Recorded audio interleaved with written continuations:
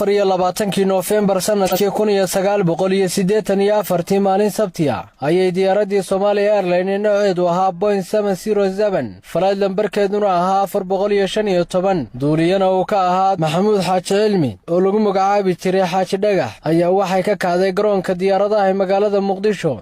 iyadoo ku sii jeeday Jidda Saudi Arabia laakiin se ku sii hakan lahayd magaalada Berbera. haddaba diyaaraddaasi ayay markay 30 daqiiqo hawada ku jirtay ayaa waxaa xoog kula wareegay 3 nin oo naftoodurayaal ahaa. ugu horreyna waxaa shirka diyaaradda laga hago si xooga ku galay Caawil Cadami Burhani oo dharka ciidamada markaasi ku labisnaa, laakiin waxaa isku martay gabadh shaqaalaha diyaaradda ka mid ahayd oo la odhan jiray Sucaad Maxamed. intii uu gabadha iska furfurayay ayaa waxaa soo gaadhay nin kale oo ka tirsanaa shaqaalaha amniga ee diyaaradda. markaasi ayuu Caawil Cadami inta uu baastoolad la soo baxay ku dhuftay ninkii, markaasina waxaa kala cararay shaqaalaha diyaaradda. kabtankii oo markaasi shirka diyaaradda ka soo baxayna waxa uu dib ugu laabtay shirkii diyaaradda. sidaasi ayayna hoggaanka diyaaradda kula wareegeen Caawil Cadami Burhani, Baashe Muuse Maxamed iyo Axmed Xaaji Maxamed. waxay u sheegeen duuliyaha diyaaraddu inay saacadaasi laga bilaabo ay diyaaraddu aftuuban tahay, halka ay ku dhahaan ka dejina uu ka dejin doono.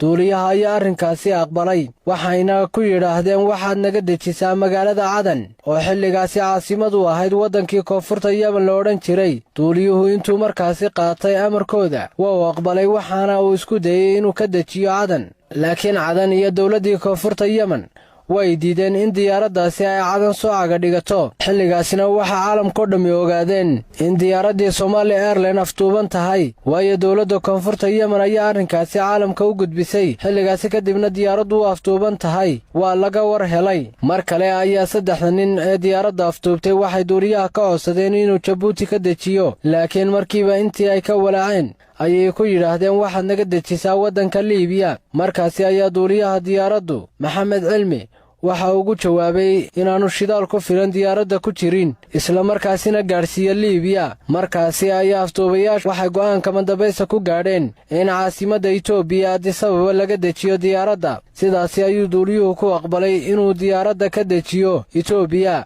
waxayna diyaaradda Somali Airlines caga dhigatay 11 subaxnimo 24 Noofembar 1984 garoonka caalamiga ee Bole International Airport ee caasimadda dalka Itoobiya Addis Ababa. kadib markii ay diyaaradii Somali Airlines soo caga dhigatay garoonka diyaaradaha ee caasimadda Itoobiya Addis Ababa iyadoo sida 130 qof, kuwaasi oo kala ahaa 118 qof oo rakaab ahaa iyo 12 shaqaalaha diyaaradda ahaa. rakaabka diyaaradda waxaa ku jiray 7 qof oo ajnabi ah, 2 Talyaani ah, 1 qof oo ka soo jeeda koonfurta Yemen, mid diblomaasi Masri ahaa, mid ka soo jeeda Mareykanka iyo mid ka soo jeeda waqooyiga Yemen. waxayna isla maalintaasi oo Sabti ahayd kuna beegneed 24 Noofembar 1984 wadahadal u furmay dowladda Itoobiya iyo aftuubayaashii diyaaradda. aftuubayaashii ayaa ugu horrayn oggolaaday inay sii daayaan 15 dumar iyo 4 carruur oo diyaaradda saarnaa, iyo weliba 3 qof oo shaqaalihii diyaaradda ka mid ahaa oo mid ka midii uu dhaawac ahaa. aftuubayaasha oo u hadlay hoggaamiyahoodii Caawil Cadami Burhani waxa uu dalbaday in dilka lagu filinayo beritoole oo ahayd 25 Noofembar maalin Axada 1984 arday ah oo ku xidhnaa jeelka Mandheera la joojiyo, iyo in maxaabiis u xidhnaa arrimo siyaasadeed oo 14 qof ahaa la sii daayo loona gudbiyo waddanka Jabuuti. Cadami waxa uu si cad ugu sheegay afhayeenka wasaaradda arrimaha dibadda Itoobiya haddii ardaydaasi berri la laayo inuu isna midhmidh u toogan doono madaxda dowladda Soomaaliya ka tirsan ee saarnay diyaaradda, kuwaasi oo ka mid ahaa badhasaabkii gobolka Hargeysa ee xilligaasi Ibraahim Cabdi Muuse Afgaab, iyo inuu diyaaradda qarxin doono berrito. dhibtii ugu weyneed ee jirtay xilligaasi waxay ahayd in dowladda Itoobiya iyo Soomaaliya wax xidhiidh ah oo diblomaasiyadeed oo toosi aanu ka dhaxayn. markaasi waxaa dhacay in dowladda Talyaaniga oo 2 nin diyaaradda ka saarnaayeen ay soo dhex gasho arrinka, iyadoo safiirkeedii magaalada Addis Ababa u joogay u xil saartay inuu arrinkaasi galo. arrinkiina waxa uu noqday in aftuubayaashu waxay dalbadeen loo gudbiyo dowladda Itoobiya, Itoobiyana u sii gudbiso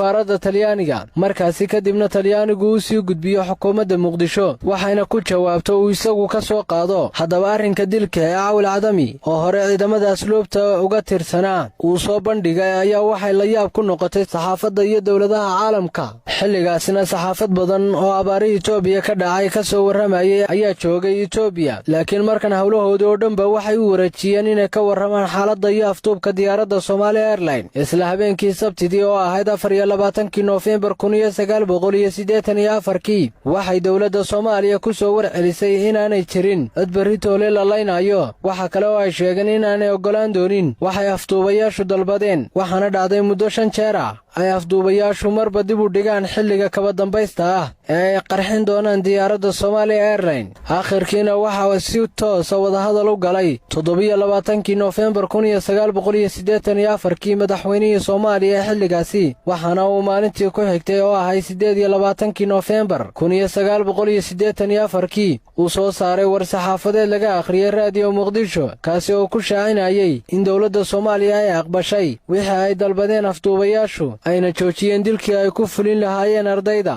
dhawaqa dawladda Soomaaliya ka soo yeedhay waxa uu soo afjaray 75 saacadood oo wadahadal u socday iyaga iyo mujaahidiinta afduubay Somali Airlines waxayna mujaahidiintu aqbaleen dhawaqaasi lagaga noqday dilka ardayda waxayna ooda ka qaadeen rakaabkii saarnaa diyaaraddii Somali Airlines 28 Noofembar